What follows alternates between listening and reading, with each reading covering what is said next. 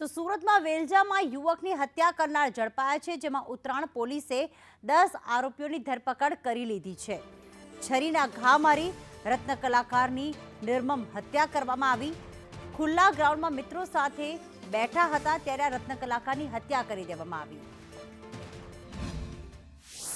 બનાવો બાબતે તપાસ કરતા એવી હકીકત જણાવેલી છે કે જે ફરિયાદી પાર્ટી છે એમાંથી ગઈકાલે સાંજે એ લોકોને આરોપી જે રામુ ગોદર અને બીજા માણસો છે એમાંથી 2 જણ સાથે બોલાચાલી થયેલી અને એ બોલાચાલી અનુસંધાને આરોપી છે એ બીજા 10 માણસો લઈ અને વેલંજા ખાતે આવેલા અને જે ફરિયાદી છે એના ભાઈ અને બીજા એના મિત્રો છે એ લોકો બેસેલા હતા। ત્યાં આવી અને છરી અને બીજા હથિયાર વડે ઈજા કરેલી, જેમાં ફરિયાદીના ભાઈનું મોત નીપજેલું છે।